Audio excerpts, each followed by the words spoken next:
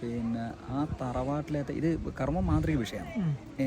മാന്ത്രിക വിഷയത്തിൽ പണ്ടേ ചെയ്തു വരുന്ന കാര്യങ്ങളെന്ന് പറഞ്ഞാൽ പിന്നെ ഇപ്പം നമ്മളൊരു പിന്നെ അതായത് പിന്നെ തറവാട് സംബന്ധമായിട്ട് നമ്മളെ അന്നൂർ ക്ഷേത്രത്തിൽ ഇപ്പോൾ 3 ദിക്കിലാണ്, തറവാട് ക്ഷേത്രങ്ങളിൽ 3 ദിക്കിലാണ് ഈ തെയ്യം കഴിച്ചു വരുന്നത്.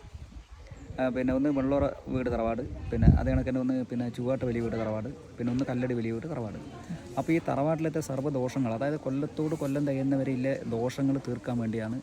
അതായത് ചുരുക്കം പറഞ്ഞാൽ മന്ത്രവാദ വിഷയം. പിന്നെ തറവാട്ടിലിരിക്കുന്ന മൂപ്പൻ പിന്നെ അവിടെ ഇരുത്തിച്ച് ഒടിക്കളത്തിൽ ഇരുത്തിച്ച് പിന്നെ ഈ തറവാട്ടിലത്തെ എല്ലാ കുഞ്ഞു കുട്ടികളാങ്ങൾക്കും വലിയ പ്രായമില്ലവർക്ക് എല്ലാവർക്കും സങ്കല്പിച്ചിട്ടൊരു വ്യക്തിനെ അവിടെ ഇരുത്തിച്ചിട്ട് ആ തറവാട്ടിലത്തെ സർവ്വദോഷങ്ങൾ കൊല്ലത്തോട് കൊല്ലം തികയുന്നവർക്കും വേണ്ടുന്ന സർവ്വഭാഗ്യങ്ങൾ അവർക്ക് കൊടുക്കാൻ വേണ്ടിയിട്ടാണ് ഈ ഉച്ചബലി കർമ്മം ചെയ്യുന്നത്. ഇത് റെഡിക്ക് ബലികർമ്മമാണ്. ഉച്ചബലി എന്ന് പറഞ്ഞാൽ ബലികർമ്മമാണ്.